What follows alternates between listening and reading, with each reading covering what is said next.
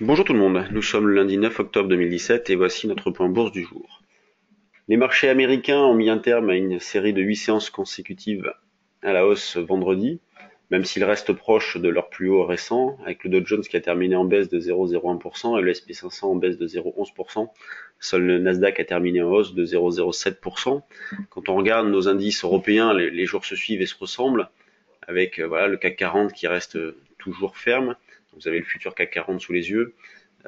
Voilà, pas de faiblesse aucune. On continue d'acheter systématiquement sur des retracements. L'idée étant, pour ce début de séance, d'acheter vers 5345,50. Sur le trade du jour, voilà, c'est ce que l'on a proposé, un achat dans cette zone-là, pour rejouer par exemple un retour dans la zone des 5365 pour commencer, pour faire un petit écart rapide, et ensuite un retour sur les derniers plus hauts, la zone des 5375,80. Donc toujours le même esprit, on cherche à accumuler des écarts plutôt que privilégier un directionnel. Le directionnel reste haussier, mais le marché passant beaucoup de temps à ne rien faire, on cherche à accumuler un grand nombre d'écarts. Les niveaux d'alerte, eux, sont bien plus éloignés, ils sont plus de 150 points sous les niveaux de prix actuels, mais bien évidemment, avec la forte hausse de ces derniers temps, les niveaux d'alerte ne peuvent pas être rapprochés.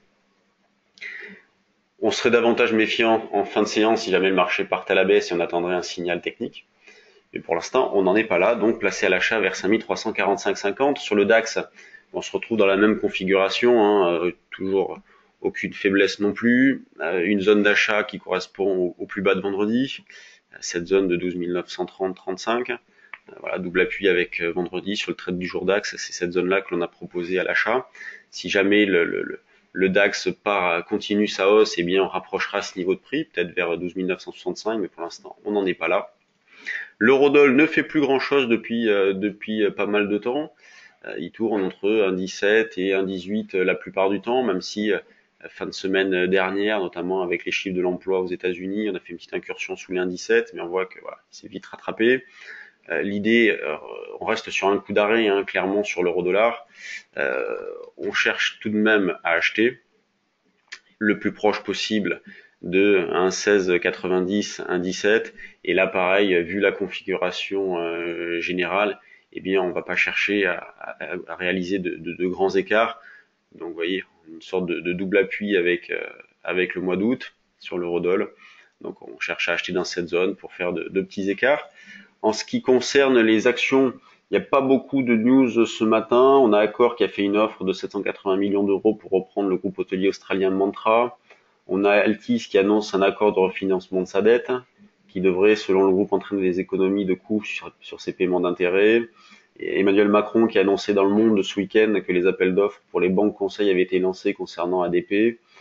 Voilà, vraiment pas grand-chose en ce qui concerne les news. Quand on regarde la spéculation, on a du volume sur Stentis. Voilà. Donc on avait déjà eu une alerte volume, on en avait parlé la semaine dernière. Donc on a une nouvelle avec un gap à la hausse ce matin, petite accélération avec du volume.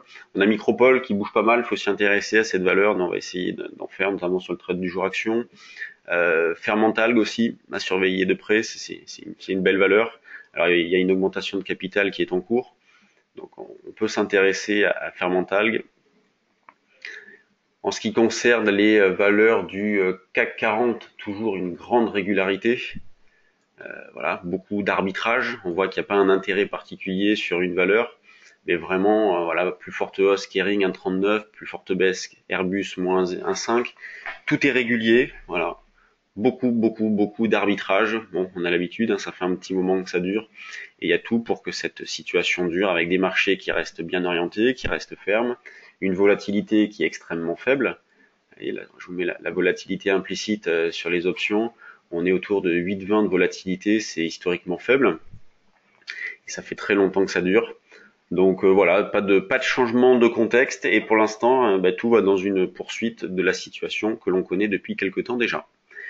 Merci de votre attention, bon trading à tous et à demain pour un nouveau point du jour.